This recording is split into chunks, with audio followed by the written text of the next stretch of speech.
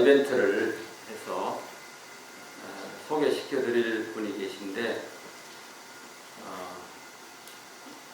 제 형님, 사촌 형님 되시기도 하고 또 마침 요즘 그 여름 휴가 기간이라서 작년에 오시려고 하다가 못 오시고 올해 이렇게 특별히 시간 내주셔서 마침 또 차오르고 해서 오늘 오시기로 이렇게 했었습니다. 그래서 우리 오늘 또 시간 바쁘신데 우리 통도사 옥면안에 계시던 우리 법선 스님께서 오셔가지고 또 이렇게 이제 같이 함께 하시게 돼서 스님께서 간단하게 우리 박일환 변호사님 소개를 좀 해주시면 고맙겠습니다.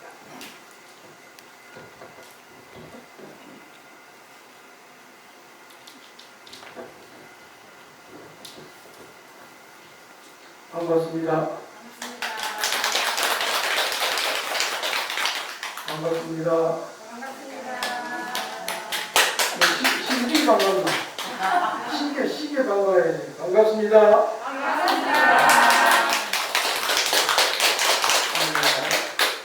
한번 따라해보세요. 송화운동자 아니. 송화운동자 아니. 소나무 밑에서 동자가 자고자고 적고 있는데 누가 와서 봐라 무슨 어디 갔노 하고 묻는단 말이야. 그게 송화운동자 아니? 무슨 어디 갔노 이렇게 졸다가 짜증스럽잖아. 은사 따라하세요. 은사 체락거라. 은사 체락거라. 스님요? 산에 나무 캐러 갔다 아닙니까? 약초 캐러 갔다, 나무 캐러 갔다, 체락거라. 나무 캐러 갔다 아닙니까? 그러면서 순간적으로 머리를 탁 벌린 거야. 더 자야 되는데, 누구를 찾아오라 하면 또 찾으러 가야 되잖아. 지제 차산 중이나, 따라보세요. 지세 차산 중이나. 지제 차산 중이나. 지제 차산 중이나. 스님요, 이산 중에 있긴 있는데요. 이산 있긴 있는데요. 운심 부딪혀라. 운심 부딪혀라. 운심 부딪혀라. 운심 부딪혀라. 운심 부딪혀라. 분명히 안개 끼있단 말이야. 안개 끼가지고 있는 곳을 몰라요. 못 찾아요. 그러거든? 못 찾아요. 그 참, 스님이 평상시에 속이 답답하고 내 삶의 길이 잘 가는 길인가 못 가는 길인가 내가 또 어디쯤 가고 있는가 이런 걸 생각할 때는 혼자서 한 번씩 이렇게 움츠리는 개성이라 송화운동자 그 동자끼리 누구서 어디 갔노? 스님요? 하는 것도 아닙니까? 약속 필요한 것도 아닙니까? 그러면서 팍떡 잔머리 부려가지고 이 산이 있긴 있는데요. 구름이 확 깊어서 못 찾아요. 내일 나한테 붙다가 당신 알아서 만나기나 말기나 알아서 하라고 말이야. 참 그게 재밌는 얘기인데 그러면 이 산 중에 차산 부딪혀라. 이 산 중에 있는데 못 찾는다. 그래서 끝낼 것이냐. 한번 따라해보세요. 염려보리심이면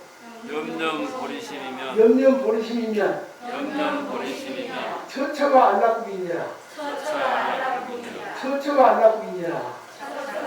네.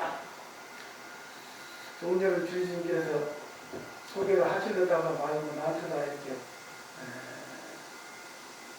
마이크를 넣으셨는데 지지의 차산 중 차산이라는 독특한 자원을 가지고 계시는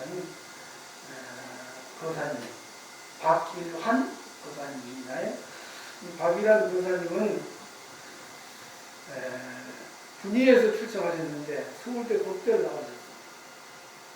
서울대 법대 어디 있는지 아세요? 한양에 있죠.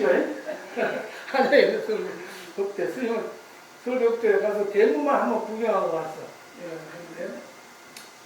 그래서 법대를 졸업하셔가지고 고시를 법대도 당연히 고시 보잖아.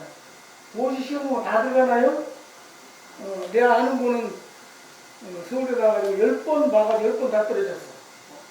그래가지고 마누라가 도망가려고 내가 단지 붙들어가지고 묶어놨더니 대학원에 행정 하고 보고 있다가 찾아갔던데 아무나 들어간 데가 아니죠. 서울대 나오셔가지고 판사로 계시다가 춘천지법 부장판사도 하시고 또 대법원 수석 판사도 하시고 제주도 지방법원장도 하시고 여러 두루두루 요직을 그러시다가 대법관으로 계시다가 연세가 있으시니까 퇴직하셔가지고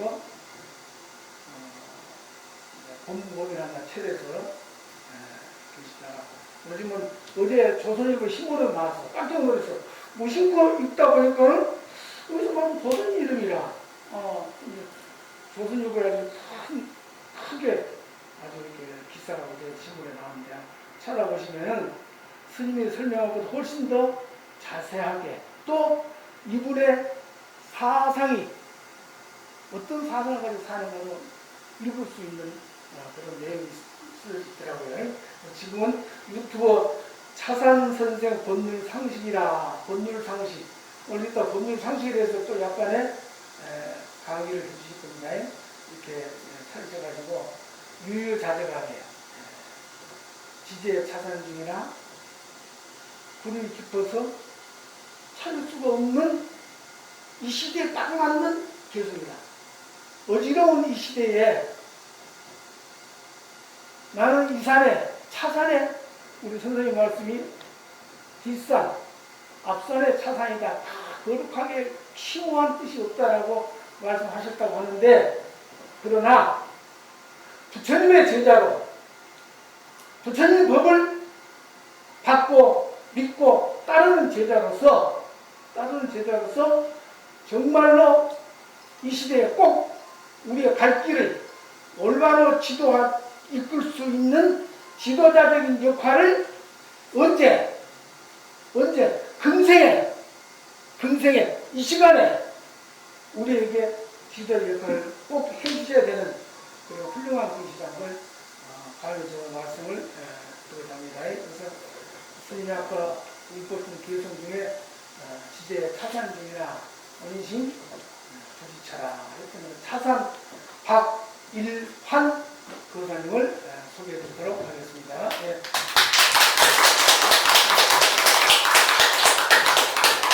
네, 반갑습니다. 앉아가 해도 됩니다.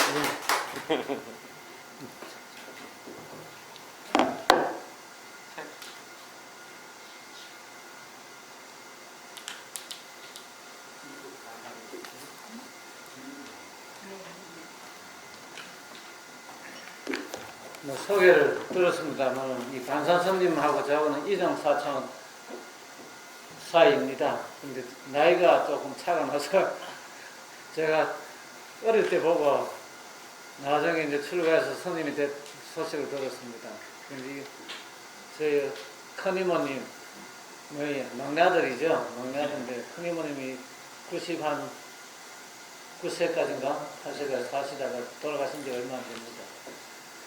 저희 어머님하고는 자매간이지만 정말로 거의 제가 학교 다닐 때는 이호제 거의 같이 자주 만나고 해서 지금도 그때 생각하면 가슴이 좀 짠한 그런 생각이 듭니다. 근데 여기 좋은 자리를 잡았다는 소식을 듣고 빨리 오고 싶었는데 또 마음대로 안 됐는데 요즘 제가 좀 자연스럽게 사니까 올 여름 휴가 때는 꼭 한번 와봐야 되겠다. 저도 이제 서울에 살다가 사천에다가 조그마한 거처를 또 하나 마련했어요. 그래서 이제 여름에 더우면은 제가 온 지가 한 열흘 됐습니다. 그래서 한 달 정도 지내고 겨울이 또 추울 때는 또 여기 와서 지내고 그렇게 할 생각으로 지금 이 동네에 말 적응을 하고 있습니다. 마침 어제 제가 조선일보에도 또 한번 났다고 여러 군데서 연락이 왔습니다. 그래서 이제 제가 최근에 책을 유튜브 하면서, 유튜브 아십니까? 네. 그래서 책을 하나 그 유튜브에 나온 것을 조금 깊이 있게 제가 책을 하나 냈는데 마침 이제 출간된 지가 여기 한 보름 됐습니다. 근데 이제 첫 판을 찍었더니 2,000부 찍었는데 다 팔렸어요. 그래서 이제 교보문고에서 제가 이제 베스트셀러로 올랐습니다. 좀 많이 팔리면 시주도 많이 하고 좋을 것 같은데 어떻게 되는지는 모르겠습니다. 그래서 뭐 우리 스님도 화엄경도 번역하시고 했는데 사실 이제 사찰에 오면은 불법을 이야기를 해야 되는데 저는 이제 불법은 별로 공부를 많이 하지 않아서 속세의 법을 가지고 한번 좀 이야기를 해달라고 했습니다. 근데 뭐 요즘은 뭐 이제 우리나라가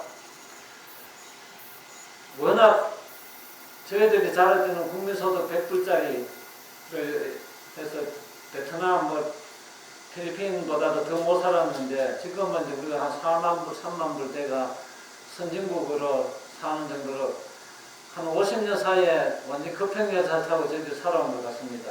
뭐 어릴 때 생각을 하면 어릴 때는 밥하는 것만 해도 저희가 어릴 때만 하더라도 다 아궁에서 불때 가지고 밥을 했거든요. 연탄도 나오기 전이니까. 근데 그런 시절을 살다가 요즘은 뭐 집에서 그냥 손가락만 누르면 밥이 되는 세상이 되니까 정말 좀 어떻게 보면 어리둥절한 그런 이제 삶을 살고 있는 것 같습니다. 그래서 이제 예전에는 보면은 우리가 다 못 사니까 재산도 별로 없었어요. 그냥 뭐 시골에 살면은 논 한 10마지기 있으면 보통이고 이제. 근데 지금은 엄청나게 부자가 많이 생겼죠.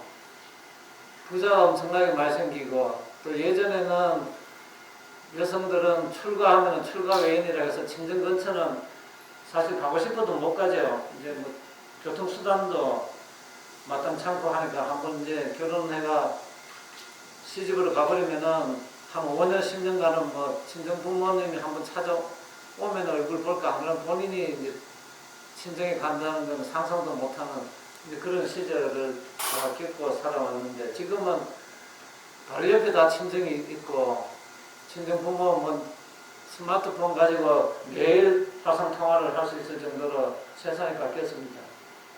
그런데 그렇게만 바뀐 것이 아니고 여성들의 이제 권리도 이건 이제 남자 있으면 조금 미안한 이야기긴 한데 엄청나게 지금 많이 변화해서 예전에는 친정재산을 감히 시집간 딸이 쳐다보면은 혼났죠. 혼났는데 지금은 똑같이 대우를 해주게 이렇게 변했습니다. 근데 저는 이렇게 그것도 좋다고 생각을 해요. 왜냐하면은 자기가 권리가 있으면은 또 관심도 가고 뭐 내 거 아닌데 하고는 친정을 갈 필요도 없었는데 지금은 거기 있는 것도 다 언젠가는 내가 상속받을지도 모른다니까 평소에도 물론 우리가 재산에 욕심을 내서 가는 건 잘못됐다고 생각할 수가 있지만 그래도 어쨌든 부모를 한 번 더 찾아가게 되고 예전에는 시부모만 부모로서 이제 공경을 하고 하다가 친정부모가 돌아가면은 결국 이제 초상이 나면은 한 번 갈 정도인데 지금은 그렇지 않지 않습니까? 근데 이래 사는 것이 오히려 더 인간답게 우리가 살아가는 것이 아닌가 하는 이제 생각도 들기도 하고 그래서 이제 그 이야기를 조금을 해보면은 예전에는 이 여성들은 별로 상속을 못 받았어요. 그러고 이제 제일 중요한 것이 배우자는 원래 상속을 안 해줬습니다. 이상하죠? 이상하다고 생각하는데 원래 상속이라는 것은 피가 연결돼야 상속이 됩니다. 그러니까 내 자식한테는 상속이 되는데 남편이 죽어도 남편 재산을 아내가 상속을 받지는 않았어요. 우리 옛날의 관습으로는. 그러면 좀 이상한 생각이 들죠. 아니 그러면은 어떻게 재산도 상속 안 받고 어떻게 사느냐. 무슨 이제 의문이 드는데 여기서 이제 말하는 그 상속이라는 것은 옛날 재산이 있는 사람은 옛날 다 사대부들이니까 안방 마님들이에요. 근데 이 사람들은 자기 자식이 있으면은 남편의 재산을 자식이 상속하기 때문에 관리는 우리가 연속국 같은 데 보면은 안방 마님이 그 곳간을 다 관을 하고 남자들은 재산은 자기 이름으로 돼 있어도 관리를 안 해요. 그러면 이제 농사 다 지가 오면은 그 이제 창고에 사놓으면은 안방 마님이 시주할 때도 마님이 하고 하지 그 남편이 하는 거 아닙니까? 그래서 관리권을 다 가지고 있으니까 아무 문제가 없었어요. 그럼 아들이 바람이 나서 뭐 어머니를 무시하면 어떻게 하느냐 이제 이런 생각이 들 수도 있는데 조선시대는 효를 아주 중시했기 때문에 불효자라는 낙인이 찍히면은 그 아들은 살아갈 수가 없습니다. 그 지역사회에서. 그래서 이제 어머니의 권한이 굉장히 컸기 때문에 법적으로는 상속을 안 받아도 살아가는 데는 아무 지장이 없습니다. 근데 문제는 이제 자식이 없는 어머니, 남편이 일찍 죽어서 혼자 됐는데 자기 자식이 없으면은 이제 곤란하죠.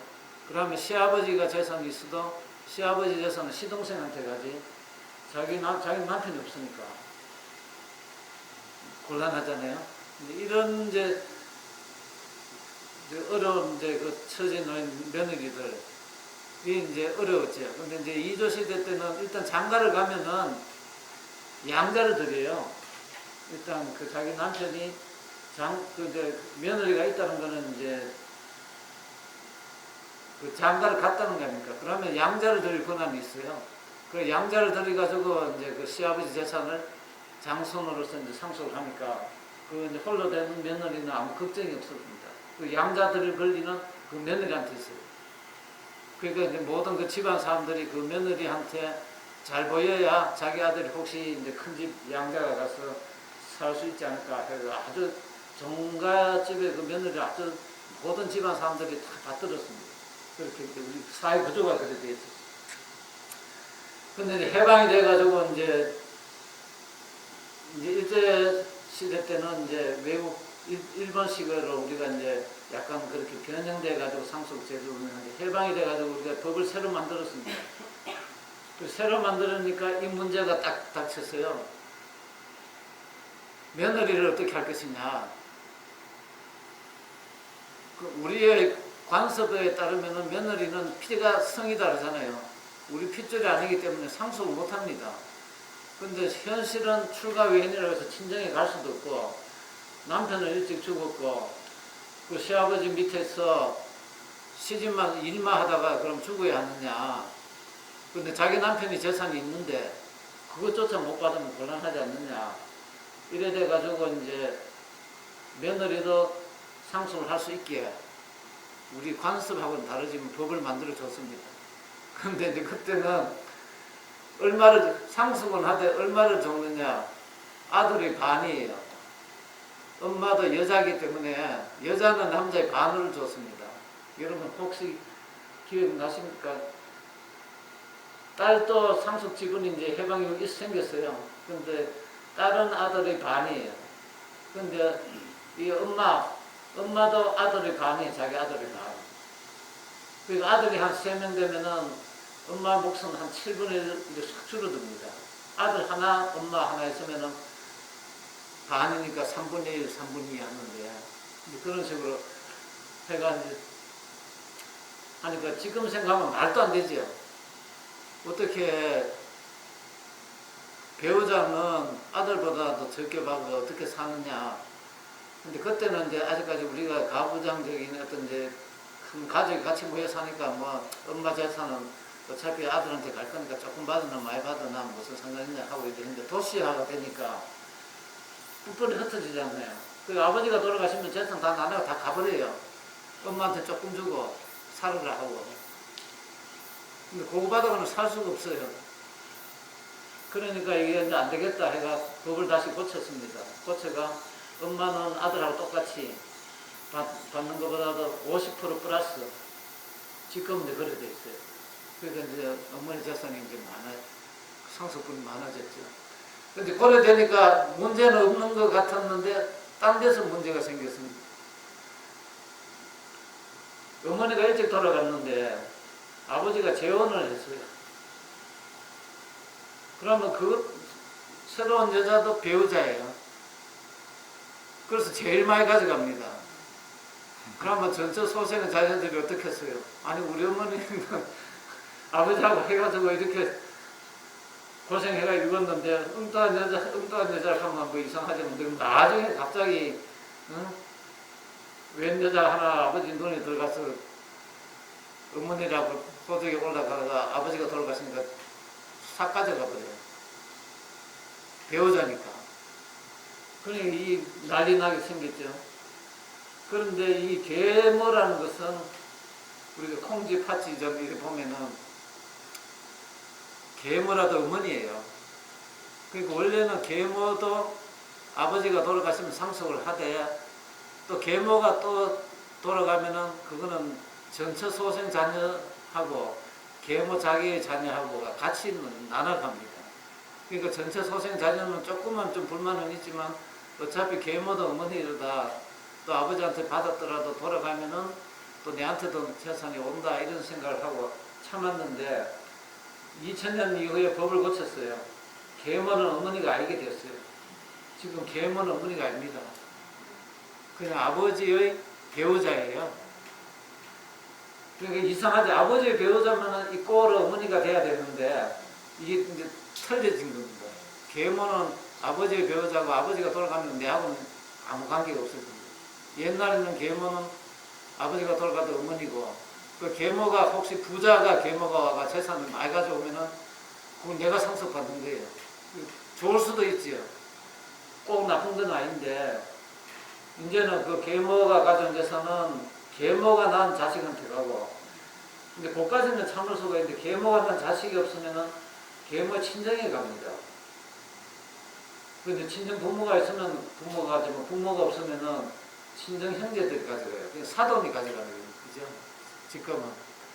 이렇게 이제 법이 고쳐지니까 이제 난리가 났죠.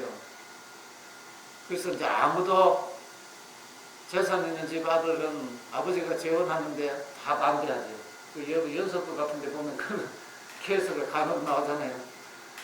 재벌 회장이 뭐 재혼한다고 하면은 뭐 그 밑에 아들, 딸들이 결사 반대하고 내가 재혼을 못하게 놨고 이렇게 이제 법이 바뀌니까 사회가 바뀌어요. 이제 사회는 어떻게 됐느냐. 사회는 원래는 며느리만 특별 대우해줬는데 남녀 차별을 해가지고 사회도 똑같이 대우해주게 되어 있습니다. 지금은. 그래서 여러분 혹시 기억나실지 모르지만 옛날에 괌 같은 칼기가 떨어져가지고 일가족이 다 사망한 경우가 있었어요. 큰 재벌 회장님이 부부간에 가면서 아들, 며느리, 딸, 외손자, 친손자 되고 있는데 못 따라간 사람이 사위예요. 한 사람. 그 사람이 그 모든 재산을 그 사위가 다 상속하게 됐습니다. 근데 예전에는 사위는 처가집 재산을 상속을 못했어요. 근데 법을 고치면서 남녀 평등하다고 보니까 사위나 며느리나 똑같이 이제 법을 고쳐 놓으니까 법을 고치고 나서 그 사고가 났습니다. 그러니까 그 이제 회장님의 형제 자매들은 사실은 이제 회장님 직계 비속이 다 사망했으니까 그 다음 순위로는 이제 형제들이 상속을 받아야 되는데 그 사위가 딱 다 받아가 벌써 100%. 그 상속은 순위가 틀리면은 하나도 못 받아요. 그렇지. 형제들도 그 이제 아들 딸이 있으면 아들 딸이 갖고 없을 때 형제한테 가고 이래 하지. 그래가 소송이 벌어졌어요. 아, 세상에 이런 법이 있느냐? 어떻게 그렇게 사위가 그렇게 처가집 재산을 다 받아? 근데 결국 재판에도 져버렸습니다. 그 사위가 그 몇백억 재산을 몽땅 다 받아갔습니다. 이렇게 이제 이 법이란 것이 이제 그렇게 이상하잖아요. 그러니까 이제 요즘은 이제 이런 이야기가 있습니다. 재혼할 때는 미리 재산을 정리하고 하면 되지 않느냐. 아들, 딸 반대하니까. 그런데 여러분도 그 무슨 다른 제 중에 한 분이 이제 그런 식으로 해서 재혼을 성공을 했습니다. 근데 그분은 재산을 딱 아들, 딸 불러가지고 딱 3분의 1씩 딱 갈라가지고 이거는 너 목, 아들 목, 3분이든 딸 목, 3분이든 내 몫이다. 어머니가 이제 부인이 돌아갔으니까. 그래갖고 3분의 1만 가지고 딴 여자를 하고 이제 재혼을 해가 잘 살고 있습니다. 잘 살고 있는데 그 뒤에는 수입이 있으니까 뭐 그건. 근데 이제 이것도 문제가 또 생기는 것이 요즘 막 집값도 막 오르고 막 이렇게 부동산 값도 오르고 이래 하잖아요. 그럼 사망할 때 다시 한 번 더 계산을 하게 돼 있어요. 그럼 미리 받은 사람이 아, 난 적다. 근데 당신 사는 집은 지금 계속 값이 올라가. 그걸 왜 혼자 다 하느냐. 그 유류분해라는 말 들어보셨습니까? 상속은 이제 사망하면 일어나는데 상속하기 전에 그 아버지나 그 돈 가진 사람이 마음대로 남 줘버려요. 큰아들 예쁘다 큰아들 다 줘버리고 딸은 안 준다든지, 또는 후처가 예쁘다고 해서 후처한테 다 줘버리고 전처 소생 아들 딸을 무시한다든지 뭐 이런 수가 있거든요. 그러면 이제 그 사람들은 아버지 믿고 살아왔는데 한 푼도 나는 못 받게 생겼으니까 이거는 좀 부당하지 않느냐 해서 이제 그 받을 것의 반은 남겨주게 했습니다. 근데 이 반을 남겨주는 것이 이제 계산이, 왜냐하면 돈을 한 번에 다 주는 게 아니잖아요. 뭐 큰아들 장가갈 때 이제 집 하나 해줬다. 또 작은아들 뭐 큰딸 갈 때 또 뭐 하나 해줬다. 근데 또 그 살던 아파트는 그냥 그대로 살고 있다가 이제 막내 아들한테 준다든지 또 후처한테 준다든지 이렇게 약속을 해가 다 됐는데, 값이 그때는 비슷비슷했는데 한 10년 15년 흐르면은 차가 나겠죠. 근데 갑자기 살고 있는 아파트가 10억 하던 것이 20억이 됐다. 그럼 미리 받은 사람이 이게 뭐냐 다시 계산하자 해가 또 할 수가 있습니다. 그래서 이제 막 완전하게 어떻게 제도를 잘 만들 수가 없어요. 그 뭐 여러분 요즘 최근에 유행할 그 하나 무슨 어떤 타렌트가 39살 미인 미친 여자하고 해가지고 스캔들 한 거 아세요?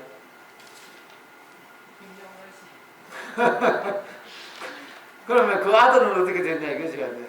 그 새로 난 아들 늦둥이. 그러니까 벌써 그 늦둥이한테도 돈을 줘야 되냐 안 되냐 하고 막 댓글도 달리고 안 주는 방법은 뭐냐. 근데 그 여자하고는 뭐 어떤 설관에 원하지 않아서 했던 그 애는 자기 애잖아요. 그러면 사람이 그 애한테 안 주고 싶을까? 주고 싶을까? 어떨까요? 네? 더 많이 주고 싶겠어요? 똑같이 주고 싶겠어요? 그리고 이제 그것도 복잡해지는 겁니다. 그러면은 이제 그 밑에도 뭐 애들이 벌써 50살 넘었잖아요. 그러니까 이제 그 사이에 아버지가 많이 도와줬을 건데, 얘는 이제 만약에 태어난다면은 이제 태어나가 어떻게 살겠습니까? 그러니까 이제 그 재산 갈라주는 것도 쉬운 일이 아닙니다. 이렇게. 법은 이런, 원래 그런 걸 만든 것은 이제 남자가 눈이 이렇게 어떻게 잘못돼가 전처 소생을 다 버리고 후처 소생 아들한테 다 나눠준다. 이러면 불쌍하다 이 사람은 했는데, 또 반대 케이스도 있어요. 새로 바람피우고 난 애들을 안 돌보고 이래 하는. 그러니까 이제 법을 이제 이런 케이스 저런 케이스에 맞춰서 다 할 수가 없잖아요. 그래서 이제 법은 그대로 있는데 나는 억울하다 이런 사람이 생길 수가 있습니다. 그래서 이제 그렇게 이래 이야기를 하니까 한데, 이 부부간에도 이렇게 결혼을 딱 해가지고 살면은, 제 아는 친구도 있고 뭐 그 아까 재혼하는 것도 있는데, 재혼을 했지만 남자가 두 번에 살아버려요. 그러면 어떻게 되겠습니까? 계모가 왔지만 계모는 돌아가실 때 아무 보답, 뭐 부부니까 뭐 보답을 받는 건 아니죠. 혹시라도 계모의 그 가족들은 이제 우리 부모다 뭐가 재혼해가지고 부잣집에 시집 갔으니까 혹시 이제 나중에 상속 받으면은 우리 조카들 좀 봐줄 거다 라고 생각을 했는데, 자기 고모가 먼저 돌아가 버렸어요. 그러면 아무것도 없어요. 뭐 자기 재산만 그냥 하고, 그 이제 새로 걔가 한 남편의 재산을 못 받는 거예요. 죽었으니까. 먼저 죽었으니까. 오래 살아야 돼요. 그럼 오래 살면은 그 사람들이 이제 재산을 많이 받게 되죠. 근데 이 오래 살고 일찍 죽고 하는 것이 하는, 이게 마음대로 되는 게 아니잖아요. 그래서 그 주변에 있는 사람은 항상 조마조마해요. 우리 고모가 오래 살까, 고모가 오래 살까. 그 제 친구도 있어요. 장가를 가가지고 이제 늦게 장가를 가가지고 부부가 사는데 재산이 굉장히 많습니다. 근데 애가 없어요. 애가. 그러니까 이제 우리는 이제 법을 보고 이제 하니까 저기 나중에 어떻게 될까 관심이 있는데 그 물어볼 수도 없잖아요. 어떻게 할 것이냐. 그런데 자기 이제 남자 형제에도 자매가 있고 하면 조카가 있고 여자도 또 자기 친정에 가면 조카가 있잖아요. 근데 이 사람들은 이해관계가 완전 정반대예요. 남편이 오래 사느냐, 이 아내가 오래 사느냐에 따라서 그 이 남자가 가진 그 많은 재산이 올 수도 있고 안 올 수도 있는 겁니다.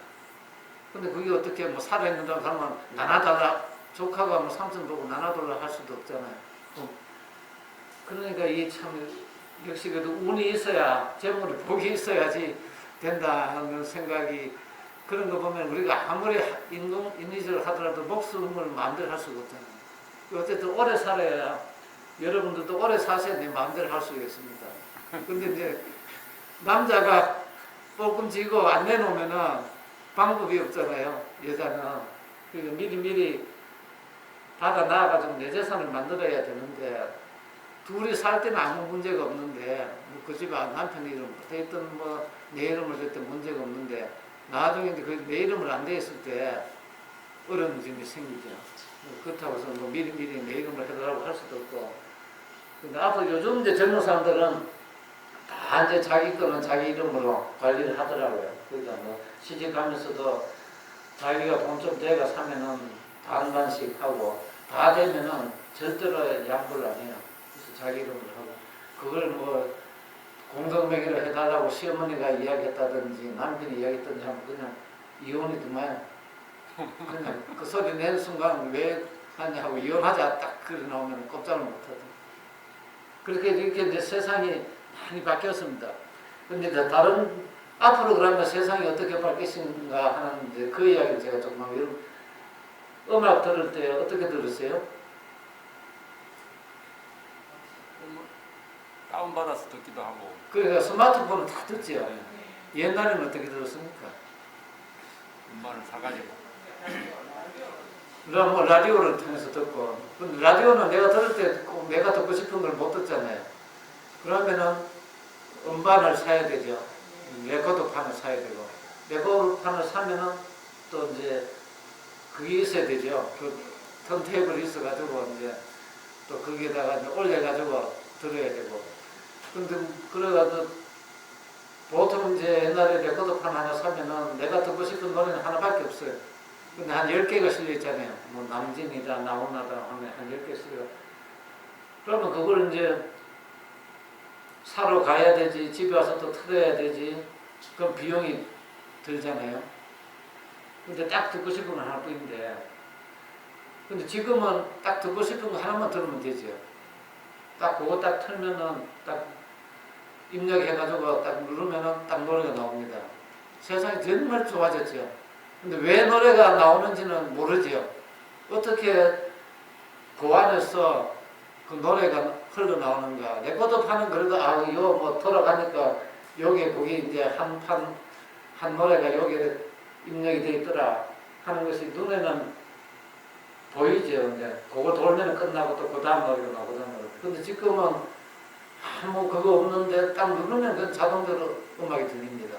얼마나 편리해졌습니까? 근데 이 편리하게 되는 과정에서 많은 사람들이 노력을 했는데 없어진 것도 굉장히 많아요. 뭐 레코드판도 없어지고, 또 그 뒤에 또 녹음 테이프도 없어지고, CD도 없어지고, 우리 한 30년 사이에 금방금방 없어집니다. 금방금방. 그럼 옛날 그 레코드판 만드는 회사는 어떻게 사느냐, CD를 만드는 회사는 어떻게 사느냐, 이런 의문도 들고 하는데, 근데 이제 이렇게 오는 것이 이게 이제 다 이렇게 전파로 오거든요. 전파로. 우리가 소리가 전화 오는 거랑 비슷합니다. 전화도 옛날에는 유선이 돼가지고 이제 이렇게 전화선이 연결돼야 되는데 지금은 무선 전화해가 미국에서도 한국까지 바로 전화로 연결되잖아요. 그리고 이제 화상도 떠오르고. 그래서 이제 옛날에 이렇게 멀리 가면은 멀리 갈수록 요금이 비쌌어요. 서울 전화하면은 시간당 1분당 한 500원. 또 대구까지 하면은 한 30원. 지금은 이렇게 인공위성으로 올라갔다가 내려오니까 미국으로 전화를 하나, 바로 옆집에 전화하나 올라갔다 내려오면 똑같아요. 그러니까 요금이 같습니다. 근데 지금 특히 뭐 카톡 뭐 이런 걸로 하면 다 무료로 미국에 있는 아들, 딸하고도 전화하고 옆에 있는 사람하고도 지금 전화해보면 별로 신경 안 쓰죠. 물론 이제 월도는 내지만 한 번 할 때 내가 뭐 5분 했다 10분 했다 옛날에 전화하면 빨리 끊어라 나이트 그런 세월을 살았는데 이렇게 지금 세상이 많이 바뀌었어요. 그러니까 바뀌니까 왜 됐습니까? 지금 한국 가수들이 노래를 한번 딱 부르면은 전 세계에서 다 봅니다. 다 들어요. 그럼 그 사람한테 돈을 어떻게 받겠습니까? 그걸 듣는 순간 돈을 받아야지 이게 수입이 되거든요. 근데 지금 여러분 어디 돈 보내보고 할 때 옛날에 보내보면은 우체국 가서 뭐 저쪽에다가 돈을 보내는 아주 옛날에 그래 했다가 또 이제 요새 은행 가면은 이체 해가지고 또 이래 하고 뭐 하고 해가 돈을 보내고 하는데 이게 뭐 큰 돈은 그래 보내면 되는데 뭐 50원 100원을 그래 보내면은 비용이 더 들죠. 근데 그것이 지금 다 이 인터넷이 다 해결해 줬어요. 그러니까 무료 딱 치면 30원 딱 카운터 대고 해가 휴대폰 요금에 딱딱 나중에 추가돼가 다 오지 않습니까? 그럼 그걸 다 모아가지고 가수한테 갖다 줍니다. 작곡가한테 갖다 줘요. 그럼 작곡가는 전 세계에서 그 돈이 들어오니까 엄청나게 이제 부자가 된 겁니다. 2000년 이후에 우리나라 연예인들은 다 부자, 뭐, 물론 다 나죠. 성공하면은 다 엄청나게 부자가 될 수가 있었습니다. 근데 제가 이제 이순재 선생님하고 한 번씩, 한 달에 한 번 정도씩 만나가지고 이제 운동도 하고 하면서 옛날 이야기를 물어봅니다. 옛날에는 돈을 벌 수가 없었대요. 그러니까 연극, 영화, 뭐, 탤런트 하면은 생활이 어려울 정도로 힘들어가 자기는 지금 아직 이래 있지만 2층짜리 빌딩도 하나 없을 정도로 이제 그렇게 사는데 2000년 이후 갑자기 한류 바람이 불면서 나타난 사람들은 1년 사이에 다 빌딩을 사고 다 부자가 됐어요. 근데 자기는 지금 80몇 살까지 아직까지도 불러주니까 일은 하는데 큰 돈을 벌 수가 없대요. 그래서 인터넷이라는 이 환경이 한국 사람한테는 지금 엄청나게 좋은 여건을 만들어준 겁니다. 근데 우리나라 여자만큼 화장빨을 잘 받는 여자가 없어요. 그래서 지금 한국 화장품 태평양 현대자동차만큼 값이 올랐다. 지금 많이 떨어졌죠. 근데 외국 여자들이 한국 여자들이 화장하는 것에 대해서 굉장히 관심이 많아요. 한국 여성들이 굉장히 피부가 좋아요. 그러니까 이제 한국 화장품도 사지만 그 화장품 모델 하는 사람들 다 이제 우리나라 여성들이거든요. 그 사람들도 이제 엄청나게 돈을 많이 벌고 이렇게 이제 인터넷이 되니까 이 시장이 우리나라 시장이 아니고 전 세계로 한 어떻게 보면 한 20배 정도 커진 것을 상대로 이제 우리가 지금 살고 있는 겁니다. 왜? 예약된 질문 한 몇 가지 답만 해주시면. 질문 시간 됐어요? 예. 그럴 수 있죠. 인쇄 된 거 가지고 계십니까? 몇 가지만 말씀드릴게요. 예. 부모 사후에 상속 포기할 때 결정 기준 중에 한정 승인이 뭔지, 상속 포기 시에 선택 기준이 뭔지 거기에 대해 질문이더라고요. 이제 상속은 원래로 하면은 이제 뭐 요것만 상속한다, 요것만 그런 게 없습니다. 그 아버지의 모든 것을 같이 받아야 돼요. 재산도 받고 빚도 받고. 그런데 이제 아버지가 빚이 얼마인지 잘 모르잖아요. 물론 재산도 잘 모를 수도 있지만 지금은 이제 재산은 뭐 이렇게 구청이나 이런 데 가면 뭐 은행 가면은 우리나라 지금 전산이 워낙 잘 돼가 아버지 명의로 된 부동산 다 나오고 은행 예금 보험 이게 다 나옵니다. 그럼 여러분 중에서도 아마 그런 경험이 있으신 분들 있어요. 근데 빚은 사실 잘 모를 수가 있죠. 동네 사람한테 빚진 것도 있을 수가 있고 뭐 은행에도 이제 빚이 있을 수도 있고 융자받은 것도 있을 수도 있는데 빚이 더 많으면은 아버지 재산 한 2억 3억밖에 안 되는데 빚이 한 4억이 된다. 그럼 내가 갚아야지요. 상속을 받으면. 근데 옛날에는 이걸 사실은 당연하게 생각했습니다. 아버지 빚은 자식이 갚는 것을 당연하게 생각했습니다. 그래서 그 아버지 빚을 안 갚는다 하면 불효자다 이런 식으로 내가 그리고 상속을 내가 안 받겠다 이런 개념이 잘 없었습니다. 근데 이제 최근에 와서 왜 아버지 빚을 내가 갚아야 되느냐. 또 요새 뭐 타렌트나 이런 사람들 보면은 부모 빚 때문에 자식들한테 살아있는데도 아직 부모가 살아있는데도 갚으라고 막 하고 내가 신문도 나잖아요. 그래서 이제 빚이 그 많으면은 상속을 안 받아야 되는데 안 받는다는 사람이 자꾸 생기니까 그럼 상속 포기를 하는 겁니다. 나는 상속 포기한다. 그럼 제일 간단하죠. 근데 포기도 그냥 내가 하겠다고 하는 게 아니고 이제 가정법원에다가 상속 포기 신청을 해야 됩니다. 근데 포기는 이제 그 다음 문제가 뭐냐면 1순위자가 포기를 하면은 2순위자한테 또 상속이 돼요. 그러니까 아들이 상속을 포기하면 손자한테 갑니다. 또 이제 손자가 포기하면 또 형제자매한테 돼요. 그러니까 자꾸 복잡해지죠. 그럼 이제 그런 포기를 안 하고 하니까 그렇게 하니까 너무 복잡하다. 뭐 사촌이 죽은데 뭐 혹시 그러면 사촌의 그 오촌 조카가 포기를 했는지 뭐 내가 다 알아봐가지고 나도 포기를 해야 되나 이런 생각이 들 거 아닙니까? 그래서 안 되겠다 해서 이제 그러면 간단하게 하는 게 한정성이라고 있습니다. 한정성이는 아버지한테서 물려받은 범위 내에서만 갚겠다. 그 빚이 이제 5억이고 재산이 2억이면은 5억을 2억 가지고 갚는 거죠. 그럼 40%밖에 못 갚잖아요. 그럼 이제 그 40%만 갚고 끝나는 겁니다.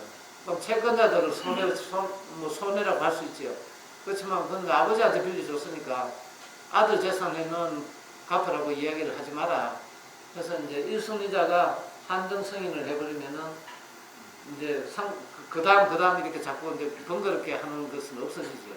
근데 이것도 이제 시간에 뭐 이제 3개월 내에 해야 되고 하기 때문에 혹시 이제 그런 위험성이 있으면은 미리 이제 준비해가지고 한정 승인을 해놓는 것이 제일 한정 승인하면 사실 뭐 큰 문제는 없습니다. 근데 그래 하려면 이제 또 재산 목록도 만들어야 되고 빚도 이렇게 만들어가지고 법에다 제출해야 됩니다. 다음 질문. 예. 집값이 25억짜리 5층 건물인데 88세 고령 어머니가 뇌종양 판정을 받고 오래 살아야 3년 산다고 의사가 말했는데 아들이 외동아들인데 이 부부가 어머니한테 받은 상속세를 절약하려면 어떻게 해요? 뭐 그거는 뭐 별로 방법이 없는 것 같습니다. 근데 상속세는 전략을 하려면 미리 대비를 해야 돼요. 한 20년 전이나 이제 뭐 한 30년 전부터 조금씩 정리를 하고 왜냐하면은 또 상속세나 증여세나 세율이 똑같습니다. 세율이 똑같기 때문에 한 25억 넣으면 한 25%, 30% 이게 과세가 되거든요. 근데 그것도 이제 합산해서 자꾸 하기 때문에 한 10년 단위로 정리를 하면 10%만 세금 내고 뭐 조금 정리를 한다든지 하고 해가지고 이제 그걸 미리 대비를 해야 되는데 이제 또 미리 주면은 또 자식이 말을 안 들어서 요새는 죽을 때까지 뭐 그 가지고 있고 아이고 나중에 세금에 네가 내고 나는 상관없다 이래 또 사는 부모님이 많으니까 자식은 또 너무 안타깝지요. 미리 주면 세금 덜 내고 내가 많이 받는데 부모님은 그것도 모르고 안 준다고 하는데 부모님이 그걸 모르고 안 주겠습니까? 알지만 살아있는 동안은 내가 가지고 있어야 되겠다 해서 안 줄 수도 있으니까 그런 경우도 있고요. 예. 아드님이 너무 효자라서 엄마한테 미리 좀 내주세요. 이 소리를 못 해가지고 돌아가시고 나서 이제 그 세금 내려고 빚내러 다니더라고요. 그거는 이제 뭐 세금이야 상속받은 부분이 해서 내니까 우선 당장 이제 안 팔려고 하면 빚을 좀 내야 되겠지만 근데 그건 어머니 재산이고 이제 내 재산하고 다르니까 그거는 이제 뭐 생각하기 나름이죠. 다 내가 받아야지 좋겠다 생각하는데 또 세금이라는 것을 또 우리가 안 낼 수가 없으니까 이제 미리 그러니까 부모하고 아들하고 좀 의사소통이 잘 돼가지고 미리 좀 이제 대비를 하면은 좋은데 대비 안 하고 있다가 갑자기 돌아가면은 이제 그거는 뭐 세금은 안 낼 수가 없습니다. 부모 집인데 자녀 명의로 되어 있을 때 그걸 부모 명의로 바로 잡으려면 그 무슨 방법이 그거는 이제 우리가 살아가면서 참 어려운 문제예요. 왜냐하면 부모와 자식 간에는 계약서 같은 거 잘 안 쓰잖아요. 근데 반대의 케이스도 있습니다. 이제 아들이나 딸이 이제 성공해가지고 어머니 아버지 사시라고 집을 사주는 수가 있어요. 근데 그때 이제 그 사주는 아들이 자기 이름으로 사가지고 부모한테 사시라고 하면 좋은데 또 자기도 집이 하나 더 있으면은 뭐 1가구 2주택 이런 문제가 걸리니까 부모 이름으로 사지요. 또 반대로 부모도 자기 이름으로 사면 좋은데 이제 이런저런 사정이 있어가 또 아들 이름으로 사주고. 근데 아들 이름으로 사줬는데 이제 아들이 말을 안 들어서 하면 그 가져오느라 내 거. 그럼 아들은 이게 왜 사줬으면 내 거지 왜 아버지 거냐. 당장 그래 나오죠. 그럼 이제 재판을 하면은 그럼 네 거면은 네가 네 돈 벌은 거는 알지 않느냐. 살 때 돈 되는 사람은 아버지 아니냐. 그러면 네 거라고 주장하면 아버지가 정리를 해야 되는데 정리를 받았다고 주장하려면 세금을 내야죠. 세금도 안 내고 정리 받았다고 할 수가 없지 않느냐. 그럼 결국은 그는 이제 아버지가 뭐 1가구 2주택 문제 여러 가지 문제를 이제 해결하기 위해서 명의를 아들 이름으로 해준 것이다. 그 이제 법적으로 명의 신탁이라고 그럽니다. 근데 명의 신탁이 예전에는 광범위하게 인정이 됐는데 그게 법에 의해서 금지되어 있어요. 근데 금지돼도 하면은 방법이 없는데 그 대신에 찾아오려면은 가중금이라면 또 벌금을 내야 됩니다. 그것도 본인이 그 아니라고 자꾸 하면 결국 소송해서 찾아오는 수밖에 없거든요. 그럼 소송하면 이제 명의신탁 해지하고 내놔라 해가지고 소송을 하는 수가 있는데 그 아들 이름으로 된 건 그래 찾아오면 되는데 아버지 이름으로 돼 있는데 아버지한테 사줬어요 아들이. 그 아버지가 이제 살다가 이제 팔아먹으면 방법이 없죠. 이제 자기 이름으로 되어 있습니다. 근데 팔지는 안 하고 이제 잘 간직하고 있다가 돌아갔어요. 그러면 형제가 그 아들이 여러 사람이 있을 거 아닙니까? 그러면서 잘 사는 아들 사줬는데 딴 아들 딸들은 야 사줄 때는 사주더라도 그 아버지 준 거 아니냐. 그 돌아가면 같이 나누자 이 말이 또 나오지요. 그러면 뭐 이 아들이 잘 사니까 그러면 양보하고 그래 같이 나누자 하면 좋은데 좀 기분이 그렇잖아요.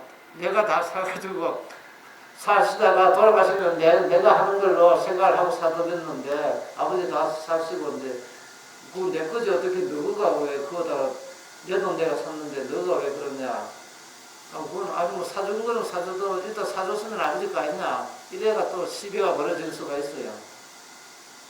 우리가 그런 걸 그러면 일일이 아버지하고 계약하면서 돌아가면 내 거다 하고 막 각서를 받고 이럴 수도 없고 이제 하니까 이제 이런 이제 또 그러면 이제 법원에서는 그 부모 사이니까 합의에 오너라 이렇게 합니다.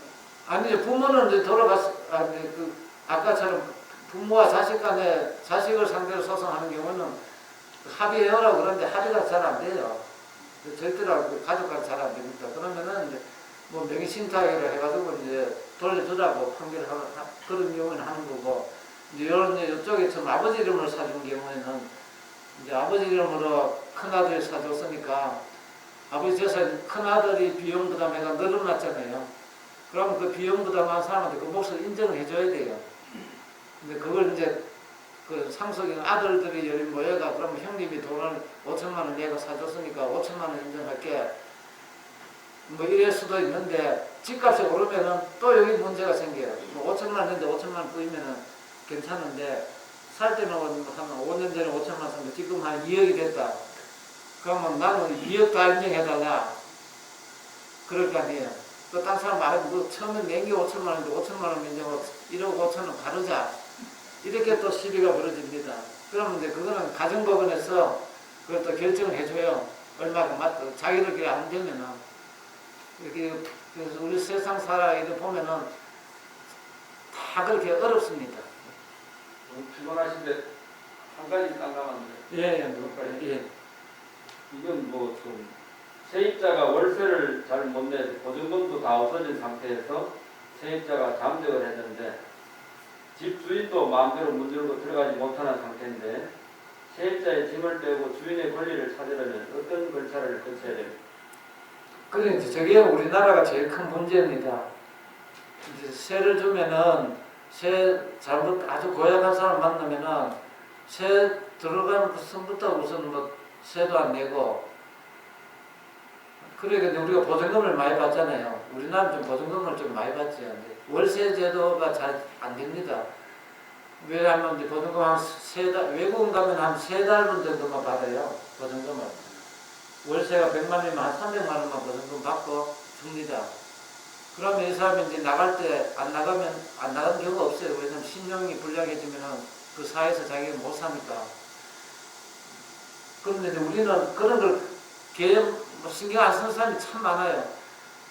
그러니까 뭐 보증금을 한 2천만 원 받아놔도 재판하고 명도 소송을 내가 1년, 2년 끌면은 2천만 원이 다 없어지고도 안 나가는 겁니다. 그러면 그 명도 소송하는 또 비용도 들어가고 또 뭐 나중에 또 재판 이기가지고 또 집행관 불러가지고 또 사진 내보내면은 그것도 또 힘들어요.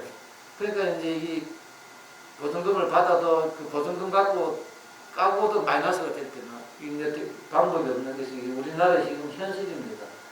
근데 그런 것을 악용해가지고 나가면서 보증금 주면은 나겠다. 월세도 안 내는 사람이 이렇게 하면은 이게 참 이제 어렵지. 어려운데 그래도 뭐 경제적으로 따지보면 그게 좀 나오면은 조금 타협해가지고 이사비 좀 줄게 하고 내보내고 이런 것이 이제 우리나라 현실들이 법하고 현실하고 맞지 않는 것이 이제 우리의 실정이죠. 그러니까 이제 그렇게 되기 때문에 월세가 자꾸 올라갑니다. 그런 사람 때문에. 근데 외국에는 가면은 이제 저도 이제 외국에는 주택도 고급 주택이 많습니다. 근데 그걸 다 이제 월세로 살거든요. 미국이나 뭐 저런 이제 홍콩, 싱가포르 이런 데 가면은. 근데 아주 그 신용이 좋은 사람이 그 집에 들어가면은 세를 깎아줍니다. 근데 그냥 깎아주는 게 한 20, 30% 깎아줘요. 근데 여러분 홍콩, 싱가포르 가면은 월세 굉장히 비싸다. 그래서 우리 개념 상식으로는 그래 비싸면 차라리 집을 사지. 왜 그 비싼 세금을 내냐 하는데 그런 제도가 다 있어요. 그래서 이제 그 월세도 한 20, 30% 깎아주고 또 이제 자기 월세 낸 것은 신고하면은 세금에서 또 혜택을 해줘요. 나라에서 그만큼 더 세금을 덜 받습니다. 그러니까 월세 시장이 아주 이제 잘 발전하고 있지. 근데 우리는 그런 게 안 되기 때문에 어쨌든 집을 사야 된다 하니까 지금 집값도 비싸지고 난리를 치는 거죠. 근데 사실 이제 한국 이런 이야기 하면 또 우리나라 사람이 그 이제 외국에 가서 이렇게 하면서 한국 사람들 결혼을 하면 어떻게 사는데 하고 물었더니 결혼하면은 뭐 집을 구하는데 집을 구하면은 전세를 구한다고. 전세제도가 우리나라밖에 없어요. 그럼 전세가 뭐냐고 물어봅니다. 그 전세는 집이 한 3억 하면은 한 1억 한 5천 정도 되면은 그 집을 내가 주인처럼 쓰는 것이다. 그럼 나갈 때는 어때? 나갈 때는 그 1억 5천 다 돌려주냐? 다 돌려준다. 그럼 그 사람들이 깜짝 놀라요. 아니 그런 게 있었는데 얼마나 좋으냐고. 아니 3억짜리 집을 1억 5천 주고 사면은 살고 나중에 하나도 안 깎고 1억 5천 다 돌려주면 얼마나 좋으냐. 가만 보면 그 사람들 집값이 별로 안 올라요.